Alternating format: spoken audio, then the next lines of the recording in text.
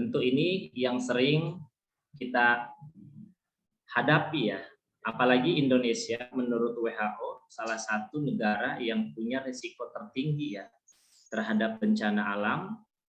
Sudah kita ketahui bahwa beberapa tahun lalu terjadi tsunami, gempa bumi, dan lain sebagainya.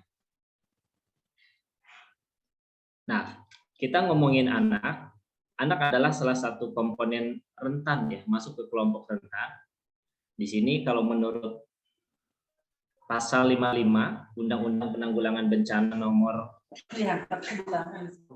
24 tahun 2007, anak ini menjadi salah satu kelompok rentan, diantaranya ada bayi, balita, dan anak-anak. Yang sering dihadapi oleh anak-anak pada saat penyintas bencana atau pasca bencana ini, pertama berkaitan dengan trauma fisik ya. Yang berikutnya adalah masalah mental. Ini adalah dua masalah terbesar yang perlu kita sikapi pada saat anak-anak membutuhkan bantuan dari kita sebagai sahabat dan relawan anak. Kalau secara umum biasanya penanganan anak, misalkan anak yang terkena bencana, pasti mereka mengalami trauma fisik dan psikis ya. Risiko terhadap anak yang sangat besar, ditambah pula dengan sifat bencana yang dapat datang kapan saja, ini perlu perhatian khusus dan serius bagi kita sebagai pemerhati, relawan, juga sekaligus sahabat anaknya. Sehingga dalam kondisi tersebut, siapa sih yang bertanggung jawab untuk anak-anak penyintas bencana ini?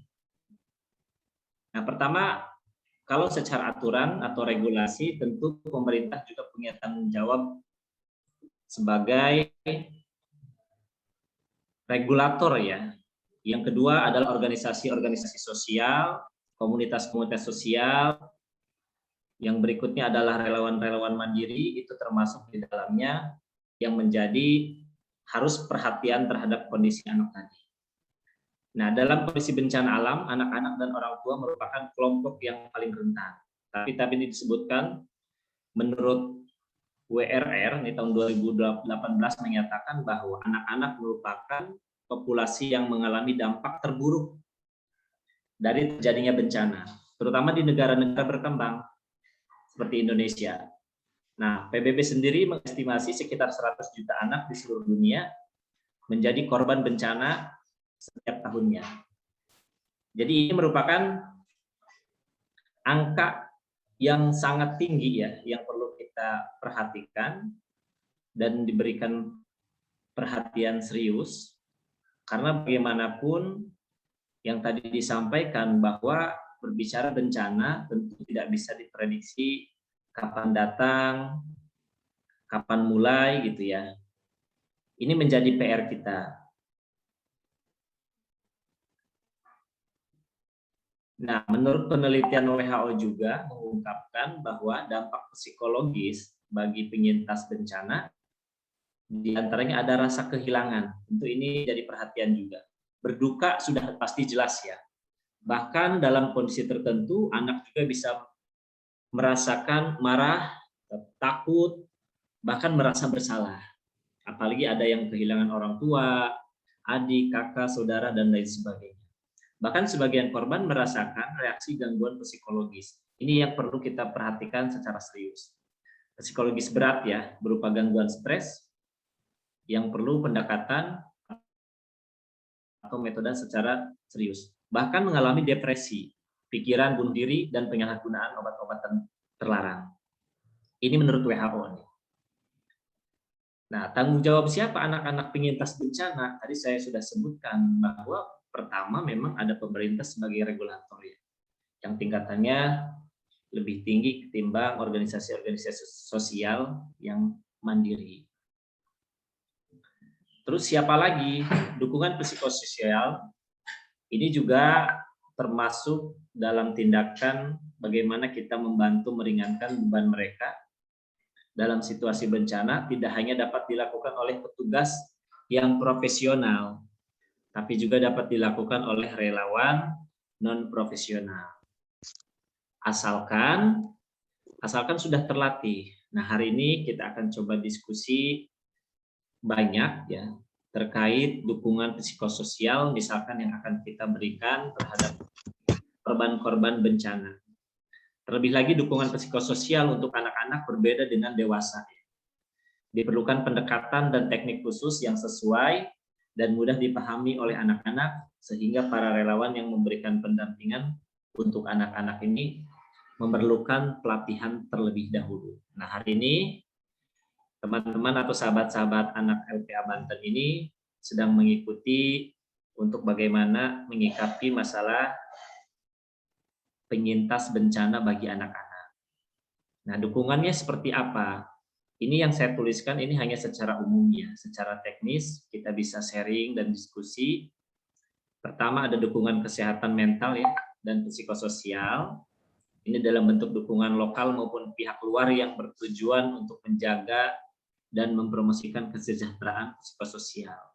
Atau sifatnya preventif dan juga mengatasi gangguan jiwa. Misalkan kalau anak yang baru saja terkena musibah bencana alam, pasti mereka mengalami stres, untuk bermain saja merasa ketakutan. Nah, hak anak dan kaitannya dengan bencana, ini dalam upaya membantu anak-anak terdampak bencana, harus memperhatikan hak-hak mereka. Pertama, hak-hak anak itu salah satunya misalkan bermain. Bermain ya, ini juga perlu secara sederhananya memang bagi anak-anak bermain itu salah satu kebutuhan yang wajar gitu dan sifatnya bisa wajib ya.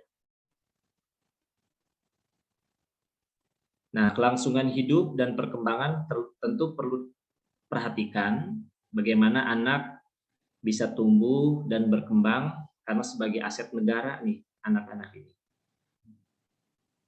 Terus ada juga kita tidak boleh melakukan non-diskriminasi ya. Misalkan anak ini punya perlakuan khusus, anak ini normal, anak ini sempurna, dan lain sebagainya. Oh anak ini budayanya gini, oh anak ini agamanya ini. Itu tidak boleh kita lakukan secara diskriminasi. Semua anak-anak punya perlakuan yang sama.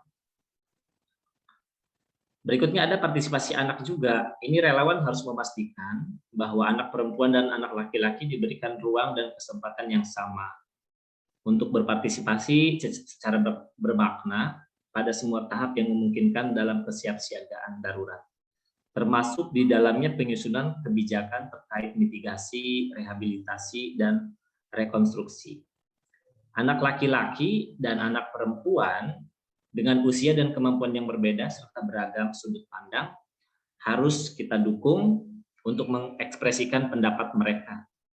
Ini salah satu partisipasi anak, jadi kita libatkan.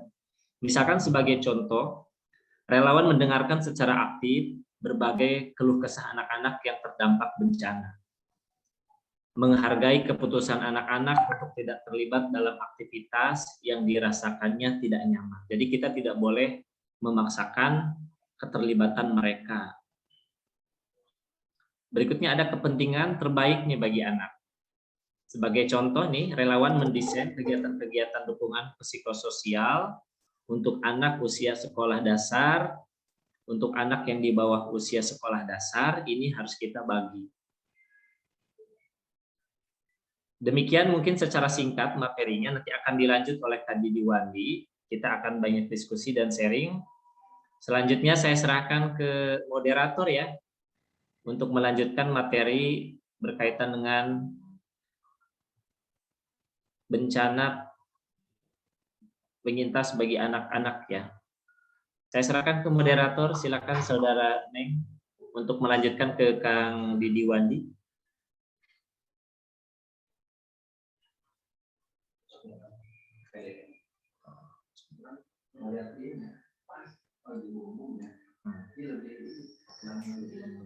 Terima kasih kepada Bapak Uji. Selanjutnya ke pemateri kedua mungkin ya. Pak Didi Wandi, dipersilakan.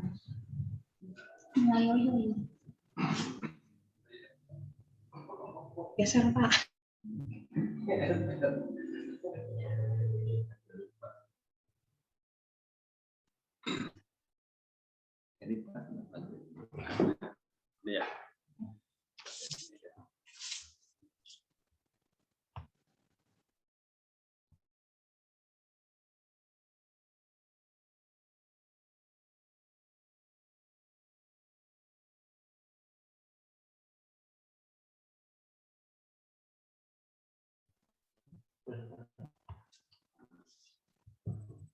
Oke. Bismillahirrahmanirrahim. Assalamualaikum warahmatullahi wabarakatuh. Waalaikumsalam warahmatullahi wabarakatuh. Assalamualaikum warahmatullahi wabarakatuh. Selamat siang, Bapak, Ibu, Kakak, Teteh, ya sahabat relawan anak Lembaga Perlindungan Anak Provinsi Banten. Yang pertama kami ucapkan banyak terima kasih ya telah mengikuti rangkaian kegiatan untuk acara hari ini ya. Kakak semua, tentunya yang saya hormati Ketua LPA Provinsi Banten Pak Hendri Gugun, Pak Hendri ya, karena Pak Ketua LPA Banten ini namanya banyak. Kami biasa menyebut Pak Hendri, biasa nyebut Pak Gugun. Ada biasa juga yang nyebut Pak Gunawan gitu kan, jadi lengkap. Bahkan ada yang nyebut Pak Hendri Gugun Gunawan kan, nah itu yang lebih lengkap. Oke, Bapak Ibu, kemudian Akang Teteh ya, relawan sahabat anak. Terima kasih kami diberikan kesempatan. Tentunya hari ini kami berdua di tempat yang sama ya, di sekretariat LPA. Ya mudah-mudahan auranya ini bagus gitu ya, tidak aur-auran. Ya, kita juga selamat datang ke teman-teman relawan, kemudian ada dari PPL, dari mahasiswa dari UIN yang sudah membersamai di sekretariat Lembaga Perlindungan Anak Provinsi Banten. Yang selanjutnya, Kang Etes, sahabat relawan anak, betul yang dikatakan oleh Pak Suhroji, ya, artinya bahwa pada kondisi kedaruratan dalam hal bencana ini, salah satunya adalah yang menjadi dampak ataupun korban adalah anak-anak. Nah, kita cukup berduka tentunya pada hari ini karena saudara kita ya dari adat Baduy luar ini mengalami bencana. Ya mudah-mudahan ada langkah-langkah kemudian bantuan yang konkret dari LPA Provinsi Banten. Nah, selanjutnya pada penanganan untuk bencana ini ya, kita kalau bicara tentang bencana tentunya sangat memilukan dan juga banyak yang terdampak.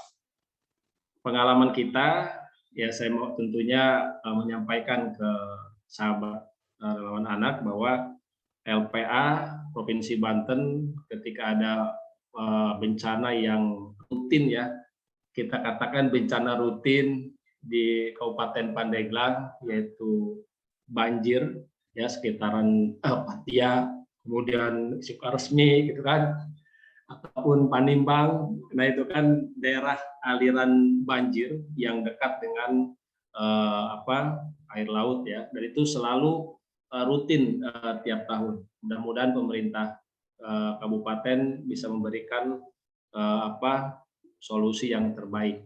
Nah, LPA selalu hadir ketika kita emang dibutuhkan untuk memberikan trauma healing. Nah, itu salah satu yang kita kerjakan ya dengan Pak Tua LPA, dengan teman-teman di LPA Provinsi Banten. Kita selalu hadir dengan memberikan trauma healing, ataupun di beberapa bencana yang sampai dengan hari ini tentunya LPA Provinsi Banten selalu hadir, dan kita harus ada menjadi sebuah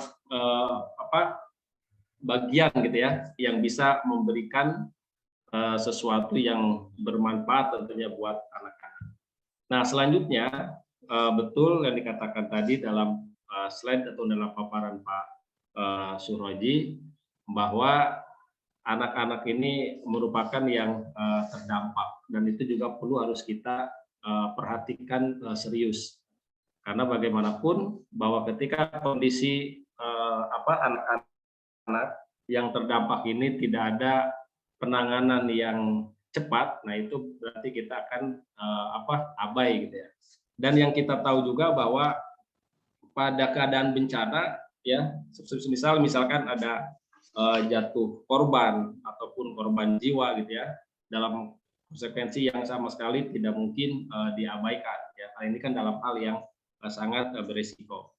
Nah, anak-anak merupakan salah satu kelompok yang sangat rentan ya, yang membutuhkan dukungan khusus seperti itu. Nah, maka kepentingan bersikap positif ya, memandang anak-anak ini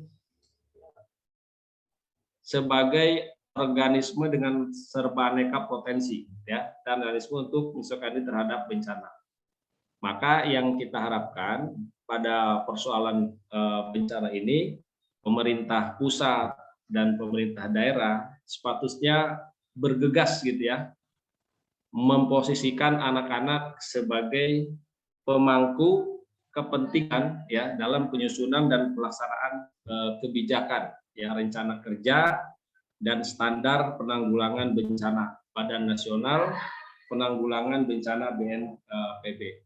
Mudah-mudahan ya mungkin kita bisa lihat peran strategis dari BNPB apabila emang persoalan anak-anak ketika pada kasus bencana ini menjadi sebuah prioritas seperti itu.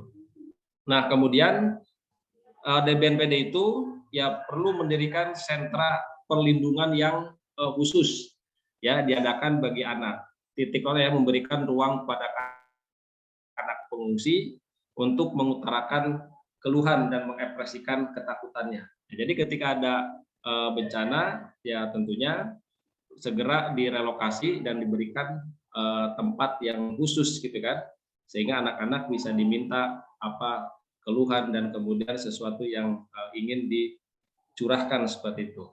Nah, kemudian sentra yang dimaksud bekerja merancang standar advokasi dan rehabilitasi bagi anak-anak dalam situasi bencana.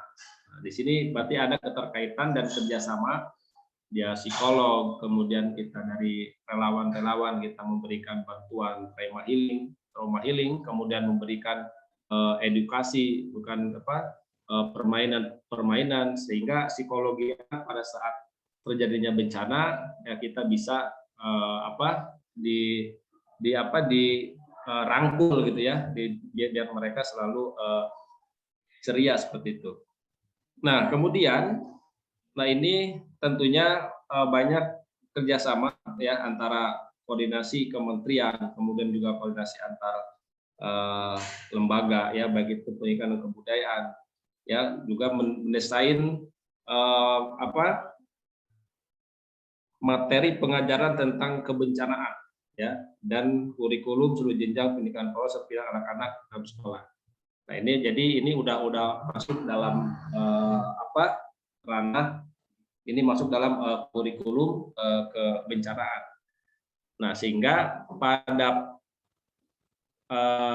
situasi bencana, apabila itu sudah dimasukkan dalam kurikulum, sudah dimasukkan dalam peraturan-peraturan ataupun kebijakan, ya baik itu di BNPB ataupun penanganan khusus tentang bencana, jadi anak-anak ini bisa ditangani secepatnya seperti itu. Nah, kemudian yang untuk memproteksi anak-anak ya supaya tidak terpisah dari orang tua ya, sehingga mereka tidak beresiko gitu ya untuk dipindahkan ataupun di yang lainnya. Maka ketika ada bencana ini unsur aparatur ataupun pemerintah agar bisa segera menangani anak-anak ya pasca bencana ini agar secepatnya. Karena kita mengkhawatirkan ada hal-hal yang kemudian ada beberapa oknum yang kemudian mempekerjakan anak, kemudian memperjualbelikan anak karena korban bencana ini tidak segera ataupun tidak cepat ditangani seperti itu. Nah, selanjutnya sahabat anak ya, relawan anak ya. Kemudian yang ingin saya indikan yang pertama adalah yang selanjutnya yaitu ada pencatatan ya kependudukan yang khususnya anak-anak secara lokal dan manual jelas dan lalu bisa ditemukan ya. Mengingat setiap orang tentu menjadikan sanak keluarga dan properti ya. Karena respon tanggap bencana bukan hanya tugas institusi. Jadi betul dikatakan tadi oleh Pak Suroji bahwa ketika ada bencana, jadi itu bukan semata-mata pemerintah kemudian hal-hal yang terkait, tapi ada keterlibatan masyarakat ya, ada keterlibatan kita semua. Ketika terjadi bencana kita respect untuk memberikan ya semampu kita. Nah, kemudian persoalan anak ya ketika bencana itu yang pertama adalah ketika sarana prasarana sekolah belum dapat dipulihkan. Nah, ya jadi ketika bencana ini terjadi, tentunya sarana-sarana sekolah ini kan belum bisa dipulihkan. Ya, ketika terjadi kebakaran, terjadi banjir ya ataupun yang lainnya seperti itu kan. Ini belum bisa dipulihkan. Maka keluarga juga kehilangan sumber daya finansial ya untuk menopang pendidikan anak. Ya, maka kalangan industri dapat menggiatkan diri dengan program-program pengadaan ya pekerjaan ataupun yang lainnya. Maka di LPA ini kan ada APSAI gitu ya, Asosiasi Pengusaha Ramah Anak. Nah, jadi kalau APSAI ini sudah terbentuk di beberapa kabupaten kota, yang kita harapkan ketika terjadi bencana ini bisa membuat ya sebuah program untuk bagaimana membantu pemerintah, membantu aparatur dalam penanganan bencana khususnya untuk anak-anak. Karena kalau yang terdampak misalkan bangunan sekolah ataupun yang lainnya, ini perlu ada tempat sementara untuk melakukan pendidikan dan pengajaran ataupun trauma healing seperti itu. Nah, maka pihak-pihak yang berkepentingan untuk membuktikan ya ini bahwa anak di daerah bencana termasuk yang sangat terimbas ya. Maka yang kita harapkan dalam beberapa penanganan bencana ya khususnya untuk penanganan anak ini semuanya bisa sinergi. Nah, maka yang kita harapkan Bapak Ibu Akang Teteh, relawan sahabat anak, nah kita bisa sama-sama ya cepat tanggap untuk bagaimana kemudian ketika ada persoalan bencana ya khususnya yang mengenai anak-anak, nah kita ada beberapa cara gitu ya. Ya kalau yang dilakukan oleh LPA yang setahu saya selain kita bantuan yang lain selain fisik, dan juga kita ada selalu melakukan trauma healing ya. Selain kita memberikan bantuan seperti alat sekolah ataupun lainnya, tapi juga kita memberikan trauma healing ya untuk anak-anak yang terjadi bencana. Ya mungkin itu yang bisa saya sampaikan. Ya kita untuk selebihnya kita untuk sharing ya dengan Kang Suroji. Ini namanya kebalik ini. Saya Kang Suroji panitia gitu ya. Oke, sahabat anak semuanya itu bisa kami sampaikan. Kita selebihnya kita bisa sharing terkait dengan penanganan anak untuk korban bencana. Kami silakan ke sahabat dari moderator. Baik, terima kasih kepada Pak Didi Wandi. Kepada teman-teman yang ingin bertanya, silakan ditulis pertanyaannya di kolom chat ya.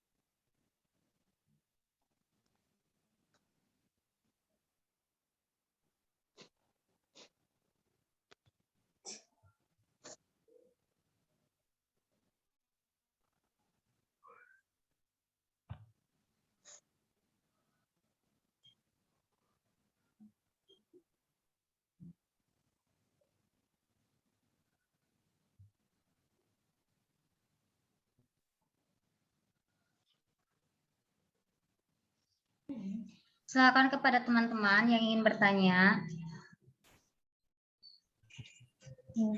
Nyalakan mikrofonnya ya. Jadi Bismillahirrahmanirrahim. Di chat atau bisa langsung? Bisa langsung. Terima kasih atas kesempatannya. Alhamdulillah saya banyak mendapatkan ilmu ya hari ini mengenai kondisi anak, terutama tentang penyintas bencana. Mungkin sedikit diskusi Pak, pada kasus anak dengan penyintas bencana itu terutama pada periode golden age ya, di usia rentang 0 sampai 15.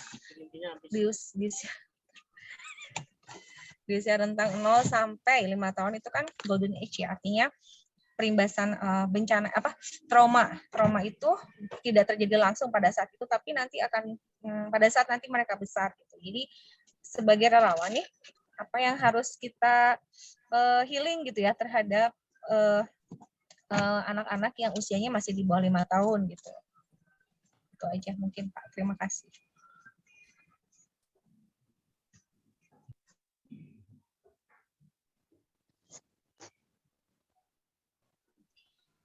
Kepada pemateri bisa langsung dijawab.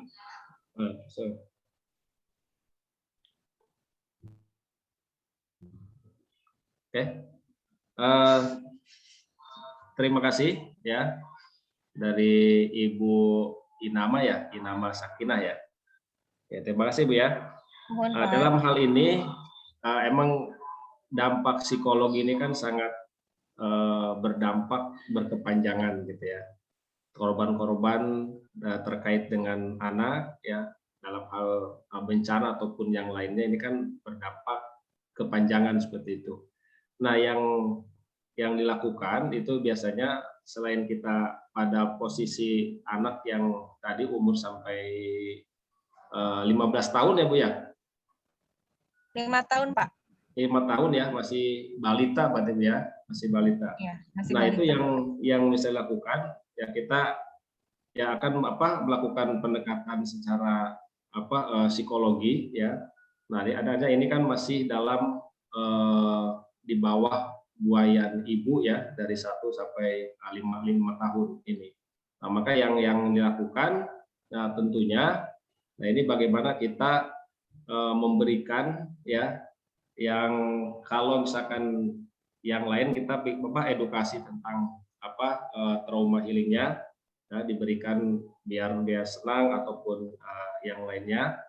Nah, kalau untuk yang di 0 sampai dengan 1 sampai dengan 5 tahun ini, nah ini perlu penanganan yang tentunya serius gitu ya, karena ini daya ingatnya masih kuat ya anak-anak ini, dan emang akan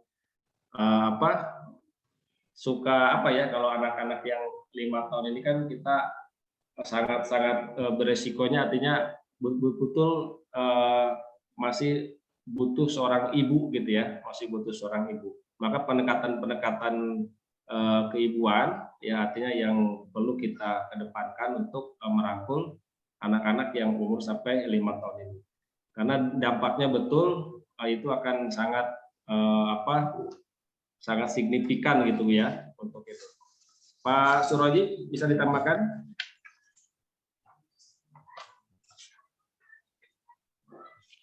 Ya, terima kasih Kang Ridi Wandi, dan terima kasih buat Bu Inama yang sudah mengajukan pertanyaan, sekaligus ini juga bahan diskusi buat kita semua ya, sebagai relawan sahabat anak. Memang tadi yang disampaikan Kang Ridi, diantaranya dengan metode-metode yang cukup serius, dengan pendekatan yang berbeda ya. Kalau usia anak di bawah 5 tahun, memang secara psikologisnya memang mereka butuh sosok sebagai tauladan ya, karena bagaimanapun memori mereka lebih banyak merekam apa yang terlihat bahkan terdengar gitu, sehingga sesuatu hal yang perlu kita tampilkan atau harus kita tonjolkan kepada anak yang usianya di bawah 5 tahun adalah sesuatu atau tindakan yang dianggap tindakan-tindakan positif. Tidak boleh juga kita menceritakan bahkan mempraktikkan sesuatu hal yang dianggap tindakan-tindakan yang kurang baik ya buat anak. Pendekatan ini lebih serius dan juga harus benar-benar disampaikan secara intens, seperti halnya perlakuan ibu kepada anaknya atau ayah kepada anaknya, sehingga pada saat kondisi tertentu ketika tidak ada penggantinya, maka harus ada sosok yang bisa menyampaikan peran ibu atau peran seorang ayahnya. Nah, kondisi pasca bencana memang bukan hanya dialami oleh anak di bawah 5 tahun ya. Barangkali kondisi-kondisi tertentu kita akan menghadapi atau kita akan menemukan kasus-kasus yang berbeda gitu. Misalkan yang tadi diajukan Bu Inama itu adalah usia anak 5 tahun ke bawah. Bisa juga kita akan menemukan kasus yang dia usianya di bawah 5. Artinya pendekatan-pendekatan itu perlu juga kita uji mana yang dianggap layak gitu ya. Sambil kita melakukan pendekatan yang menurut kita bisa terekam oleh memori anak itu sendiri. Barangkali itu Pak Didi Wandi, saya serahkan. Barangkali dari sahabat-sahabat anak punya pengalaman dalam hal pendekatan untuk anak usia di bawah 5 tahun ke bawah ya. Saya serahkan lagi ke Kang Didi Wandi. Mungkin maksudnya ini pembahasannya kan lebih ke bencana dengan kehilangan orang tua, mungkin gitu ya Pak? Maksudnya atau dia penyintas bencana yang memang keluarganya masih ada atau gimana Pak?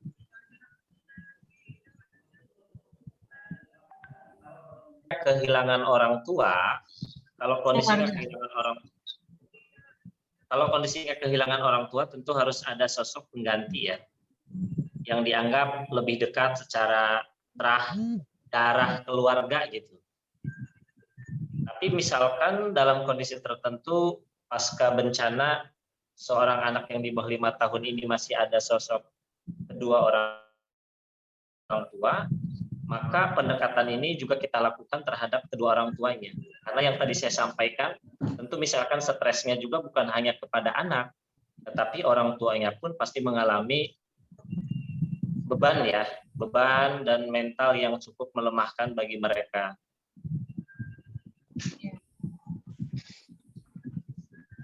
Jadi memang kalau saya lihat sih pada usia di bawah 5 tahun itu periode golden age itu lebih terasa sih Pak Suroji.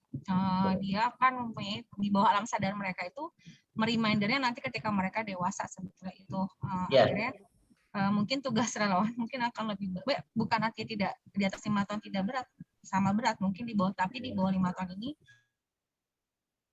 betul-betul gitu karena itu lagi masa-masa memang mereka ingin tahunya lebih besar gitu ya. 5 tahun itu kan mereka akan bertanya itu. Jadi sebetulnya kalau saya sebagai relawan mungkin tugasnya akan lebih banyak, lebih besar, lebih ini kalau misalkan nanti mendapatkan anak-anak yang memang di bawah usia 5 tahun itu kan memang terekam gitu lebih jelas gitu. Itu seperti lebih susah gitu itu seperti itu, healingnya lebih lama gitu. Betul. Makanya mungkin tugasnya mungkin ya salah satunya mungkin yang tadi sudah disampaikan sama Pak Didi dan Pak Suroji ya, mengembalikan masa kecil yang 5 tahun itu gimana caranya gitu ya, itu mungkin ya Pak ya. Iya. Kemarin kalau kita lihat itu ya ada permainan peekaboo itu cilukba gitu kalau di Indonesia. Cilukba gitu kan. Ya, itu salah satu permainan yang sederhana tapi justru itu mengembalikan masa lalu, masa kecilnya itu masa salah kecil. Ya. Nanti saya dapat link share-nya, nanti boleh saya share itu boleh. Bagus sih. Saya sempat ini itu juga bagus. Nah, boleh. Tentu Bu Inama ya kalau masa kita kan kayak dolanan, kalau yang lain kan kita biasa main di kali ataupun ini, tapi teman-teman yang ini kan kayaknya jarang ngalamin gitu ya. Atau ada sekarang kan olahraganya ada pormi kan, itu yang lebih diformalkan untuk dolanan-dolanan itu. Nah, kalau misalkan yang terjadi trauma kemudian pada posisi anak yang di kota yang udah menggunakan gadgetnya yang luar biasa gitu kan. Susah ya. Nah, ini kan kita juga harus bisa dengan metode-metode yang hari ini. Kalau misalkan di daerah pedalaman gitu ya, yang masih permainan-permainan anak, memang betul kita bisa mengembalikan. Cuma yang tadi disampaikan betul bahwa harus ada sosok kalau ketika emang kehilangan orang tua, tapi dia kemudian kenapa pada posisi 1 sampai 5 ini peran strategis baik itu pemerintah, kemudian lembaga-lembaga terkait harus cepat mengambil alih tempat anak-anak itu bersekolah ataupun bermain.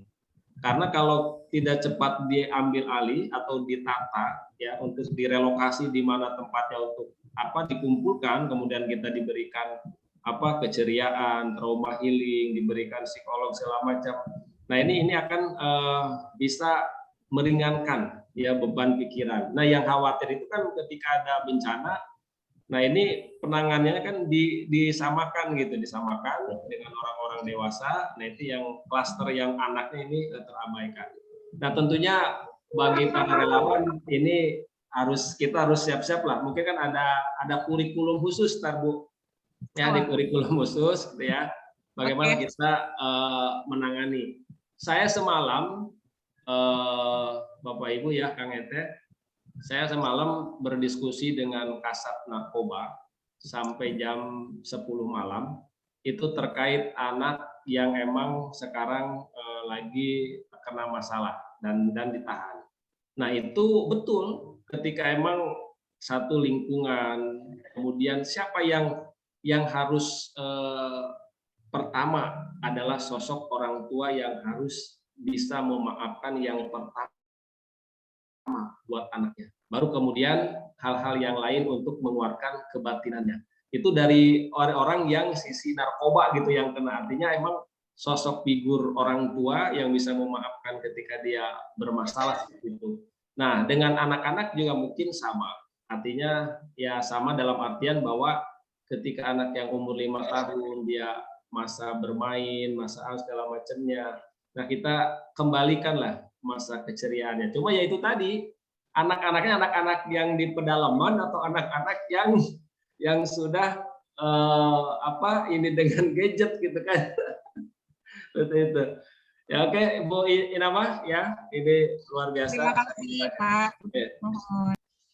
Oke, silakan teman-teman yang lain.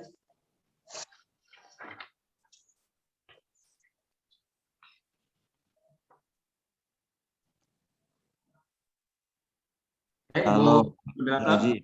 Silakan. Siap. Oke, silakan Pak Peri. Selamat siang Pak Didi, Pak Suroji. Ya, selamat siang. Ya, saya mendengarkan dari tadi memang sepengalaman kita memang dulu ketika ada korban bencana itu kita fokus kepada bantuan isi perut ya. Betul. Jadi memang ketika saya mempelajari di sini memang psikologi itu menjadi peran penting juga bagi anak-anak gitu ya. Nah, maksud saya di sini healing itu kan banyak macamnya ya. Ya, yang paling berat untuk menangani hal-hal ini soalnya di wilayah kita itu kan seperti tsunami kemarin gitu kan, bencana banjir. Nah, itu memang menjadi hal yang biasa ya kalau banjir ya di daerah Patia tadi Pak Suroji.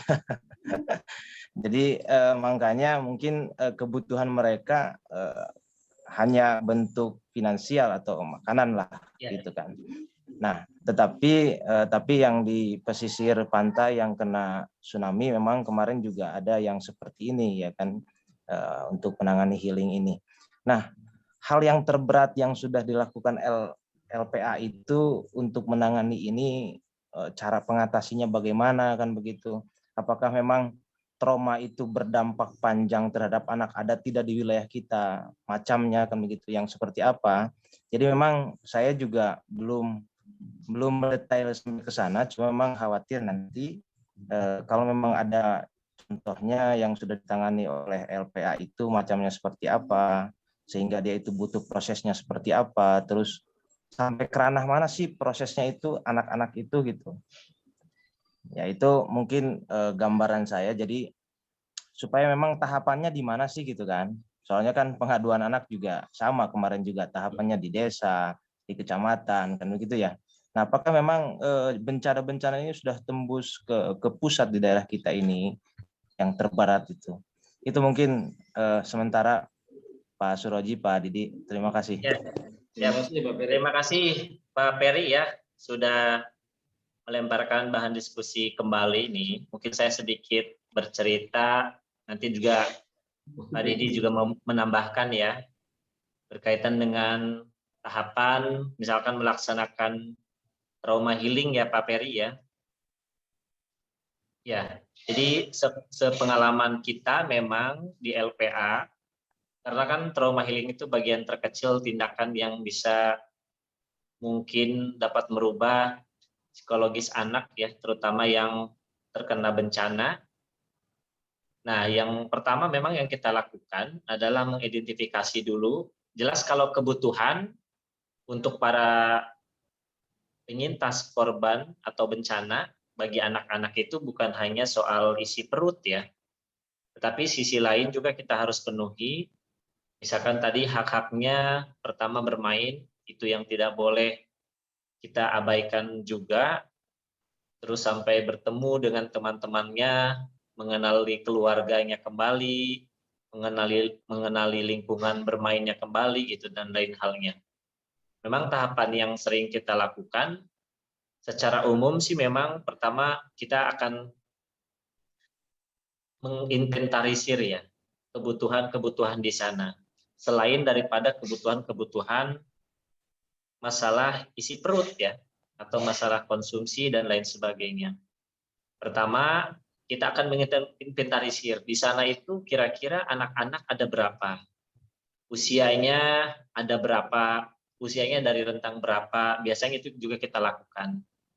Karena bagaimanapun dari sekian banyak bencana itu selalu mengisahkan cerita-cerita yang kurang baik ya tentang kebutuhan mereka, misalkan kayak pakaian yang terlalu banyak sampai dibuang-buang, bahkan makanan yang tidak tepat sasaran gitu. Nah, kalau kita lokusnya hanya anak, biasanya kita akan menempatkan mereka pada suatu tempat tentu yang tidak jauh dari lokasi. Perizinannya memang paling kita meminta izin dari RT RW setempat atau kelurahan. Yang ingin kita sampaikan ke mereka itu bukan memberikan materi ya, material, tetapi ingin mengajak mereka bermain. Paling kita mengemasnya secara umum seperti itu. Kita akan mengajak mereka bermain, melupakan kejadian-kejadian pada saat bencana yang kemarin mereka lewati gitu. Itu yang sering kita sampaikan. Nah, selanjutnya kita akan siapkan permainan-permainan yang dapat mengalihkan fokus mereka pada saat kena bencana. Tapi juga biasanya dalam permainan itu selalu kita sisipkan. Beberapa kali pada saat bencana alam tsunami, misalkan ya, kita akan jadikan bencana itu bagian dari sisipan permainan. Gimana kalau pada saat kondisi angin, kita akan gimana? Misalkan lari-lari kecil, terus pada saat hujan besar, bagaimana kita akan dibuat mengalihkan keseriusan bencana itu ke permainan-permainan yang mereka kira-kira akan suka gitu. Misalkan kita akan sebutkan gimana saat ada geledek atau petir. Nah, kita akan sampaikan pada saat kita akan bermain dengan mereka itu. Selanjutnya gimana kalau ada tsunami, larinya gimana? Tetap kita sisipkan materi-materi itu dan menyentuh istilah-istilah yang namanya bencana tadi. Sehingga bagi mereka itu, ketika ada bencana yang sama, mereka sudah punya berpikir sekalipun mungkin tidak bisa menghindari secara serius seperti orang tua ya. Tapi minimal mereka mengenal, oh ternyata kalau ada tsunami harus begini, oh ternyata kalau ada gempa harus begini misalkan. Oh kalau ada bencana banjir misalkan harus begini. Paling yang sering kita lakukan begitu Pak Peri. Memang kita juga perlu masukan ya, karena yang tadi disampaikan Pak Didi Wandi pada saat pertanyaan UI Nama, kondisi anak yang berada di wilayah daerah gitu atau semi perkotaan, ini mereka juga berbeda nih karakteristiknya. Kalau mereka berada di sini wilayah yang sudah modern, mungkin seketika bisa teralihkan dengan penggunaan gadget ya, permainan-permainan dan lain sebagainya. Tetapi ini akan berbeda cara dengan kondisi anak secara psikologisnya yang berada di wilayah-wilayah pesisir mungkin ya, atau daerah lebih dalam. Nah, kita pun perlu merumuskan nih mungkin anak-anak Baduy yang masih hangat informasinya terkena bencana kebakaran ya, pasti secara psikologi mereka mengalami trauma dan lain sebagainya. Ini juga perlu kita pelurkan gimana caranya atau pendekatannya harus seperti apa. Nah, LPA sendiri terbuka masalah penanganan barangkali dari sahabat-sahabat punya metode yang lainnya ya. Itu aja mungkin Pak Didiwandi, silakan ditambahkan pertanyaan atau diskusi dari Pak Ferry ya. Saya serahkan ke Kang Didi. Terima kasih. Terima kasih Kang Oji. Jadi alhamdulillah ya Kang Ferry. Emang kalau kita biasa betul, yang pertama emang kita selalu mendata berapa yang terdampak. Artinya anak yang ada di daerah yang terdampak. Nah, kemudian yang dilakukan ya selama ini mungkin dari diskusi kenang dengan Pak Ketua LPA ataupun yang lainnya, mungkin ada program-program LPA di luar daripada trauma healing. Selain trauma healing, kita juga memberikan bantuan baik alat sekolah, ya, kemudian buku tulis ataupun yang lainnya, atau kita juga memberikan kita tadi ya permainan-permainan ataupun yang lainnya. Nah, yang terpenting dari semua tanggap darurat tentang kebencanaan yang difokuskan kepada anak-anak, nah ini mudah-mudahan yang saya katakan BNPD ya membuat sebuah aturan dan regulasi ya tentang bagaimana penanganan bencana khusus untuk anak. Yang kedua juga kurikulum di sekolah. Nah, ini kurikulum di sekolah juga kita harus memasukkan tentang kebencanaan dan bagaimana penanganan ketika kita mengantisipasi ketika ada bencana ya untuk anak-anak. Ya bagi kita relawan ya tentunya dengan situasi dan kondisi yang berbeda ya kita betul kata Pak Suroji tadi. Nah kita LPA mudah-mudahan kita bisa membuat buku saku gitu ya, buku saku tentang bagaimana penanganan atau penyintas bencana untuk anak-anak. Jadi kita dari mulai tahapan yang standar atau bahkan tahapan-tahapan yang sekiranya itu bisa melibatkan kerjasama dengan pihak-pihak lain.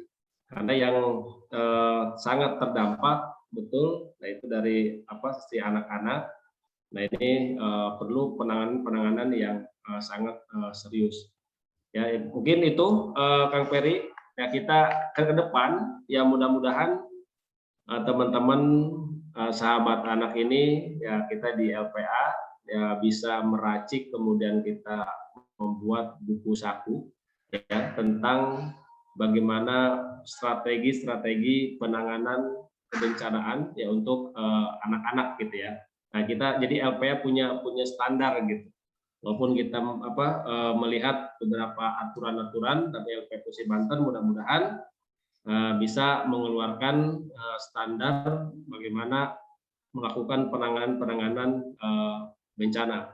Nah yang terakhir juga saya katakan oleh Pak Suroji, nah ini menjadi perhatian serius bagi kita LPA ya untuk kita segera ya membantu yang masyarakat adat Baduy yang kemarin kena kebakaran gitu ya. Nah kita harus seperti apa ya untuk melakukan bantuan ke daerah Baduy. Mungkin itu Pak Ferry. Relawan langsung terjun nih Pak. Nah justru mudah-mudahan ini bukan dibilang pas ya Pak Ferry ya. Mungkin karena Masya Allah gitu kan.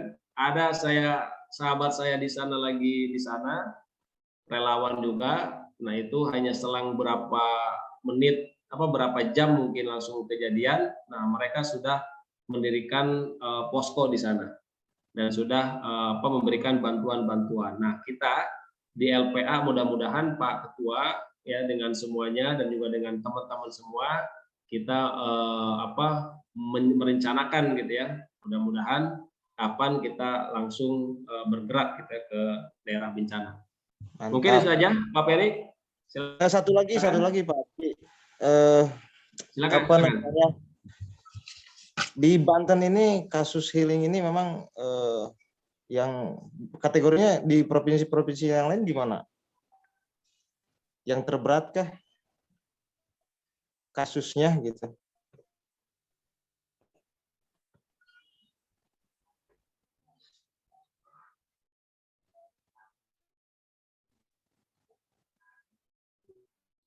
Ya, gimana Pak Ferry? Satu lagi Pak Didi, Pak Suroji, ini saya hanya untuk pengetahuan saja, kasus untuk penanganan anak dalam healing ini kan dalam bencana, apakah khususnya daerah Banten, daerah mana sih yang memang dampaknya terlalu riskan gitu kan bagi anak? Biar memang ini relawan-relawan juga tahu kan, mereka tugasnya nanti paling berat itu daerah mana kan begitu ya, kalau menangani healing ini kan begitu ya. Itu mungkin Pak Didi, ya. Pak Suroji.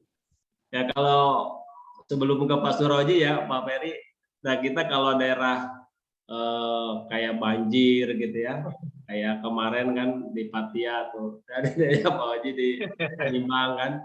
Nah kemarin waktu tsunami ya tahun 2019, nah itu juga kan kita akses jalan H+1 ya, itu belum bisa kebuka.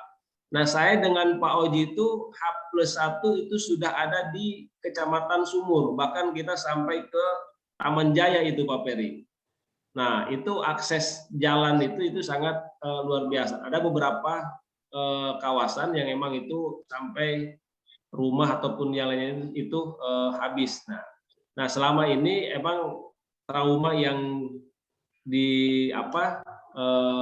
artinya yang dirasakan gitu ya oleh anak-anak ya mungkin karena banyak bantuan sampai karena dari beberapa gitu ya di beberapa daerah, kemudian karena pada saat kemarin itu 2019 itu karena ada artis gitu ya yang menjadi korban. Nah itu kami pantau tuh dan semuanya masyarakat juga pasti melihat ya bagaimana kemudian hilir mudik yang namanya ambulan, kemudian bantuan ini luar biasa, sangat melimpah dan beberapa relawan-relawan itu sampai ke pelosok-pelosok gitu ya.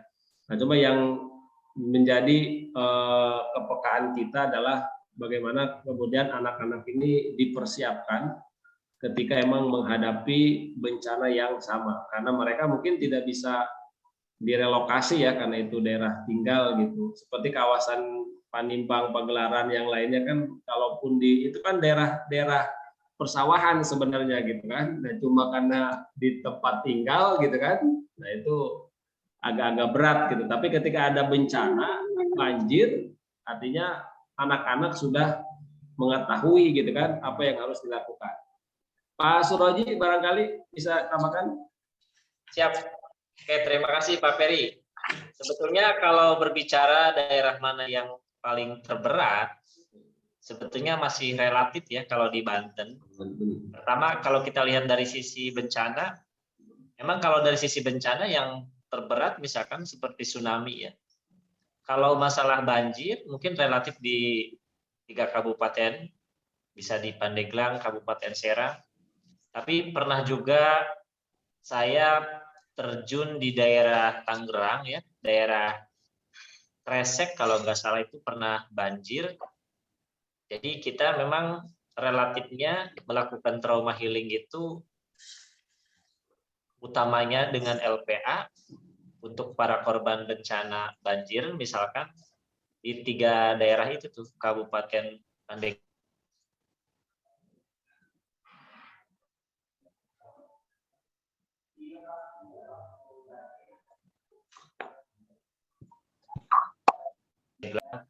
Kabupaten Serang, melakukan trauma healing juga di daerah Lebak.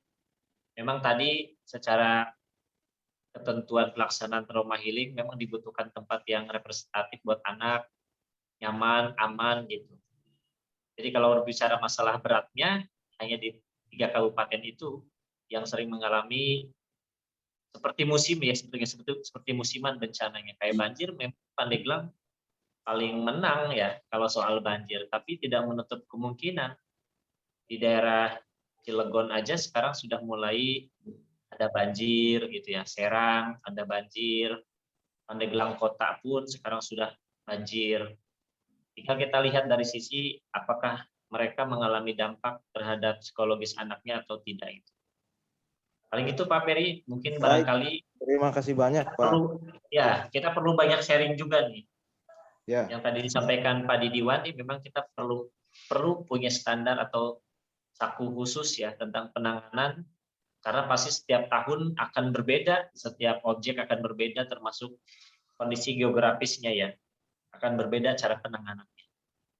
Barangkali itu Pak Peri, terima kasih banyak atas sharing dan pertanyaannya. Saya serahkan lagi ke moderator. Ya, makasih banyak para narasumber. Baik, terima kasih. Mohon maaf Bapak pemateri, pertanyaan dari IE Mas Suroh udah dijawab belum? Iin ya. Pertanyaannya itu untuk teknik atau cara-cara trauma healingnya seperti apa? Nah, silakan Pak Suroji, kayak permainan itu Pak Suroji. Oh ya, Silakan. teknik-tekniknya ya. Kalau berbicara teknik trauma healing memang bervariasi ya. Kita sering melakukan hal-hal yang menurut kita dianggap wajar, mudah, anak-anak lakukan dan anak-anak kerjakan. Bahkan yang tadi pertama saya sebutkan, permainan sekaligus nama bencananya pun kadang kita masukkan menjadi permainan gitu. Misalkan bagaimana cara membuat ular terpanjang. Kalau pikiran kita kan kalau ular terpanjang, mereka akan mengidentikan bahwa itu adalah hewan dan lain sebagainya. Terus bagaimana cara menjadi harimau. Jadi tetap kita alih-alihkan kepada hal-hal yang menurut mereka itu sesuatu yang menarik, unik ya bagi anak-anak. Misalkan hewan yang paling mudah mereka temui apa? Silahkan digambar. Gambarnya boleh dimulai dari titik atau angka 0. Bahkan kita alihkan misalkan ke permainan-permainan balonku ada 5 dan lain sebagainya. Diawali huruf O semua dan lain sebagainya. Begitu urusan-urusan teknisnya. Tetapi hal-hal yang perlu kita lakukan, pertama tadi kita harus menyiapkan tempat ya yang representatif, aman, nyaman bagi anak-anak. Sekalipun di kondisi bencana kan kita mungkin jarang menemukan seperti lapangan atau tempat bermain yang lumayan cukup luas atau tidak sempit, karena kita harus memastikan mereka nyaman dan aman gitu ya, mungkin dari puing-puing dan lain sebagainya. Jadi pokoknya kalau untuk masalah permainan, hal-hal yang teknisnya, termasuk kita sentuh, misalkan anak-anak itu anak-anak usia sekolah dasar. Kita akan mengingatkan atau mereview ulang daya ingat mereka melalui mata pelajaran. Misalkan coba kamu gambar gunung, silakan gambar gunung yang kamu ketahui yang ada di daerah kamu. Misalkan belakang rumah kamu ada gambar, ada sawah, silakan gambar sawah. Silakan kamu punya hewan ternak apa, silakan digambar. Hal-hal yang demikian itu yang akan kita sampaikan kepada mereka. Yang terpenting bagi mereka, kita akan mencairkan suasana mereka, teringat bermainnya, teringat cara belajar mereka di sekolah. Bahkan kalau ada sekolah di samping lokasi bencana, kita akan review mereka dan kita antar ke tempat sekolah mereka itu. Kalau sekolahannya hancur, kita akan lihat kondisinya. Biasanya suka ada lapangan upacara ya, kita akan ajak mereka ke lokasi atau ke sekolah mereka untuk mereview daya ingat mereka bahwa sebelum bencana mereka pernah belajar di sini. Barangkali itu Pak Didi hal-hal teknisnya yang sering kita lakukan di lokasi ya. Terima kasih. Saya serahkan lagi ke moderator atau Pak Didi menambahkan. Ya betul ya dikatakan oleh Pak Suroji, karena kalau kita sudah turun ke lapangan, kita tuh apa ya, sense of crisis, kemudian suasana kebatinan itu akan campur aduk gitu. Maka Bapak Ibu Kang Ete, para relawan, nah kita harus siap ya. Kita tahu ya, waktu 2004 bencana tsunami, sekuat-kuatnya orang yang terlihat dia sangat, terlihat dia galak ataupun hebat-hebatnya, ketika dia turun dari kapal melihat ya lokasi bencana di Aceh, itu tidak ada yang tidak menangis, gitu kan? Jadi maka kemudian suasana kebatinan itu kan harus masuk gitu ya ketika sense of crisis-nya. Nah maka apa yang harus kita lakukan gitu ya. Nah maka di LPA mungkin yang sudah berjalan ya, kita banyak metode-metode, cara-cara yang bisa mengembalikan keceriaan buat anak-anak. Karena bagaimanapun selisih waktu kalau terlalu lama dibiarkan, ini dampak psikologisnya akan sangat kerasa. Nah, maka kenapa dari awal tadi saya bilang peran strategis pemerintah baik dari BNPD, kemudian dari pemerintah pusat, pemerintah daerah, kemudian dari kurikulum sekolah gitu ya tentang kebencanaan, atau ada beberapa CSR ataupun perusahaan untuk membantu gitu kan. Nah khusus ya wabil khusus kita di relawan ini, nah mudah-mudahan berhimpunnya kita di relawan ini kita bisa melahirkan metode-metode ya, formulasi-formulasi ya yang walaupun yang sudah ada ya, kita bagaimana kemudian kita merancang apa yang seharusnya kita berikan untuk anak-anak yang korban bencana. Nah, yang saya katakan tadi, mudah-mudahan teman-teman ini di relawan dan kita di LPA kita bisa merancang ya bagaimana kemudian kita punya buku saku, punya standar penanganan untuk anak-anak yang korban bencana. Nah, ini sangat kita harapkan ya, mudah-mudahan kita bisa itu. Oke, silakan yang lainnya. Waktu kita sampai jam 5 ya, Bu Moderator? Ya. Sampai jam 14.50, Pak. Oh gitu. Oke, silakan.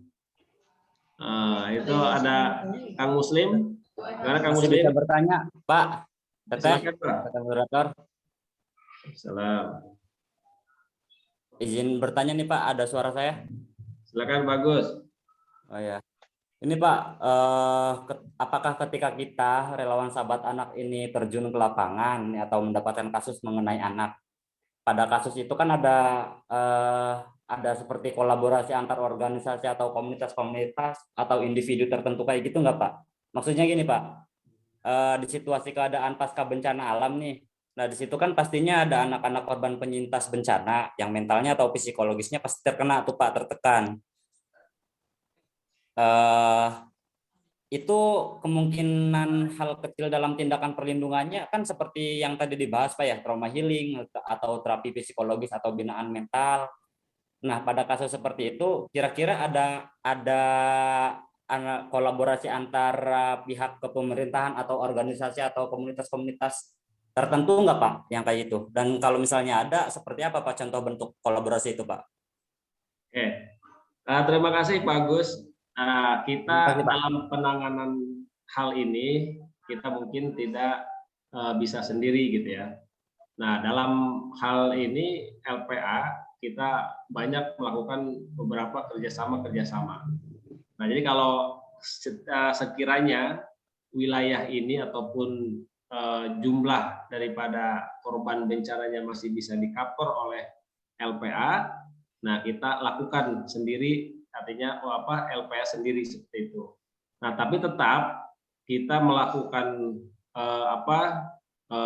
trauma healing ataupun untuk kita ini tetap kita kolaborasi ataupun ada pemberitahuan kepada pemerintah daerah, baik itu tingkatannya di desa kan, RT atau segala macam. Untuk hal kolaborasi, saya rasa itu sangat perlu, Pak Agus, sangat perlu gitu ya. Mas saya bilang kalau ini bencananya bisa kemudian ditangani oleh LPA sendiri, nah kita pakai LPA sendiri seperti itu. Tapi kalau misalkan ini perlu kita kolaborasi dan itu tidak membatasi gitu ya, kita silakan kita berkolaborasi dengan organisasi ya, soal kemasyarakatan, kemudian juga dengan beberapa organisasi relawan-relawan. Tujuan kita adalah bagaimana hak-hak anak yang terkena bencana ini kita bisa penuhi gitu ya, kita bisa berikan. Karena kita adalah memberikan penanganan pasca bencana. Kalau beberapa organisasi ataupun pemerintah yang lainnya pada posisi secara fisik ya, secara tentang makan gitu ya, ataupun yang lainnya, tentang pakaian segala macamnya. Nah, kita pada fokus pada penanganan untuk anaknya. Nah, kolaborasi itu penting, Pak Agus. Itu kita dilihat dari situasi dan lokasi bencana itu. Pak Suroji, barangkali? Ya, hampir sama Pak ya, memang betul. Biasanya kalau kita mau membuka kerjasama atau kolaborasi dengan organisasi lain atau lembaga lain, memang yang menjadi lokus dan fokus LPA sendiri tetap ke anak ya, ke anak yang penyintas bencana. Sekalipun misalkan teman kolaborasi kita ini punya konsep yang berbeda, kita tinggal membagi peran tersendiri yang tadi disampaikan oleh Pak Didi ya. Kalau ada relawan dari komunitas atau lembaga yang lain atau organisasi yang lainnya supportnya di makanan, kita tetap di anaknya gitu.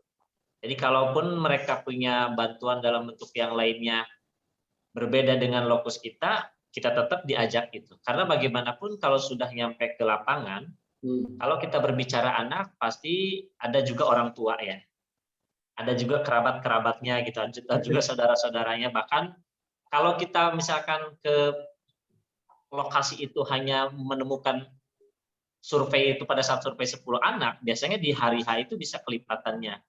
Banyak gitu, banyak hal yang perlu kita kolaborasikan sehingga butuh bantuan yang lainnya. Bukan hanya sekedar penanganan ke anaknya, tetapi juga perlu memberikan perhatian ke orang tua, keluarga, teman-temannya, dan lain sebagainya. Apalagi kalau kita lihat misalkan kalau kita klasterkan, misalkan ada anak yang usianya SD, TK, SMP gitu. Ketika kita ajak main, maka mereka permainannya pun harus kita bedakan gitu. Sehingga peran-peran tadi kolaborasi bisa terpenuhi ya, bisa terjaga gitu, dan bisa bagi peran. Oke, misalkan untuk yang dari BEM, kampus mana, pegangnya anak-anak yang ini, LPA yang ini gitu. Pokoknya akan kebagian tugas pada saat kondisi kita sudah di lapangan.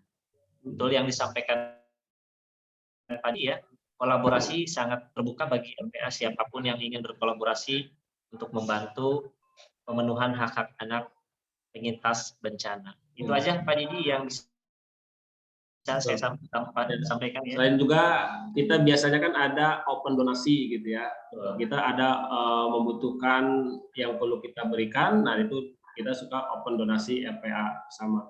Yang penting Pak Suroji ya, jangan sampai di lapangan kita rebutan anak ini. Gitu kan? Bagus. Yang bahaya ini di lapangan kita berebut anak gitu. Tapi kalau kita berkolaborasi, tadi betul kata Pak Suroji, nah ini ntar komunitas ini nanganin sisi ininya, kita nanganin sisi ininya gitu.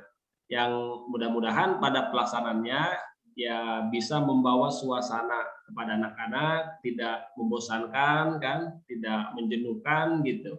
Mereka happy gitu kan, karena senyuman itu pada saat terjadi bencana, trauma bagi anak-anak itu sangat mahal itu.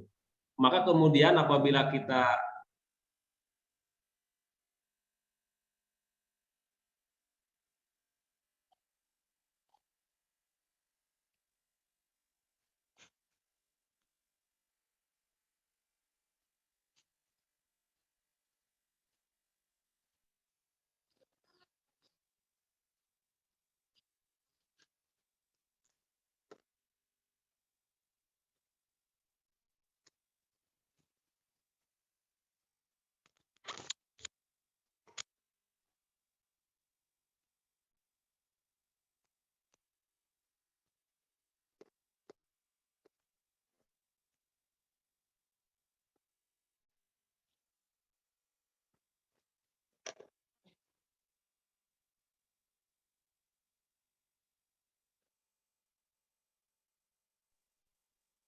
Silakan Ibu Moderator.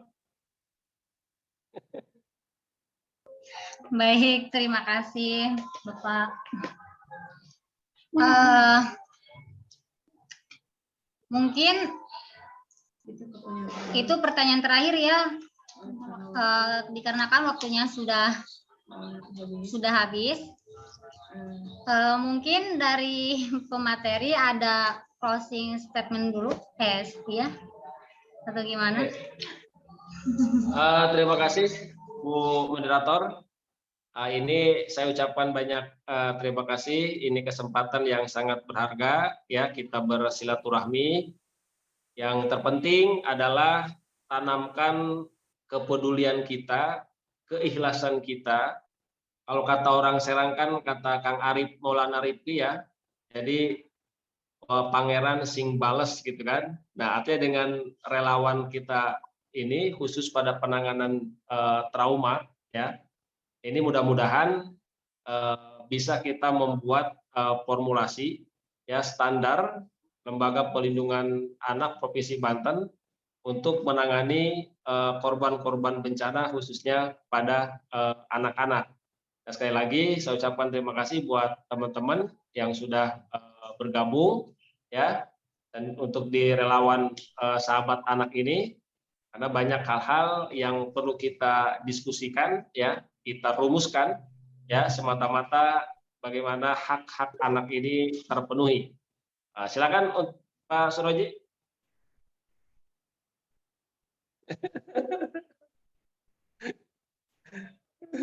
Oh gitu, nih Pak Suroji nih.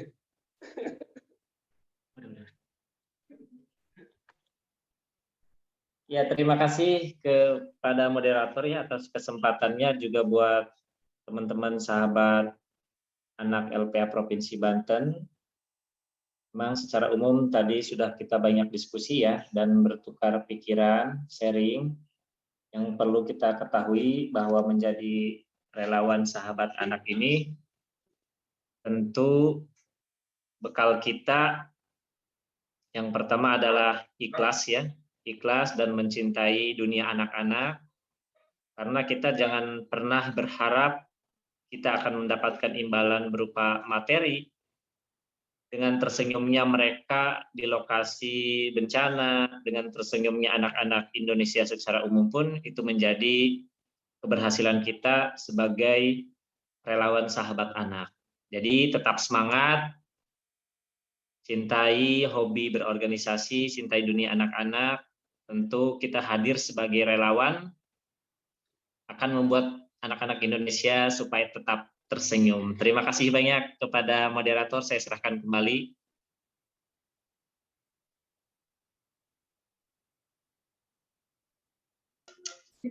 Baiklah, terima kasih kepada pemateri yang sudah memaparkan materinya dan relawan sahabat anak yang sudah meluangkan waktunya mengikuti kegiatan pada hari ini.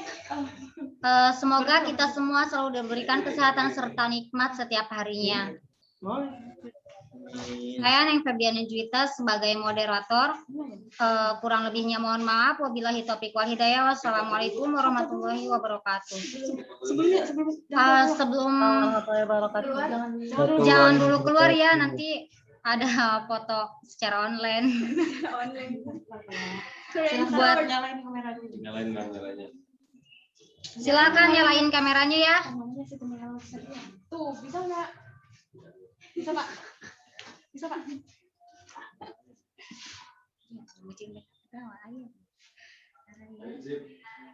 Ntar dulu ya Pak, sabar.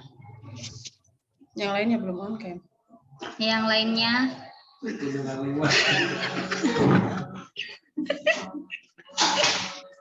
Bagian orang masih cowoknya Pak.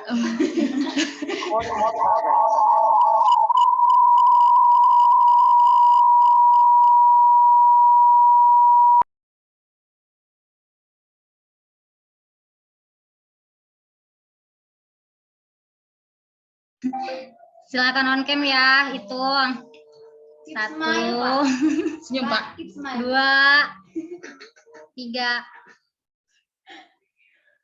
Dah. Oh, masuk kata Sandi kayak begini. Apa Pak? Hiu Bapak mah. Mau ulangi nggak? Udah keluar Pak. Ya. Kalau umur kan. Sudah boleh live, Bu? Boleh, boleh, boleh. Di itu ya. Terima kasih. Terima kasih Gimana itu, semuanya. Pak?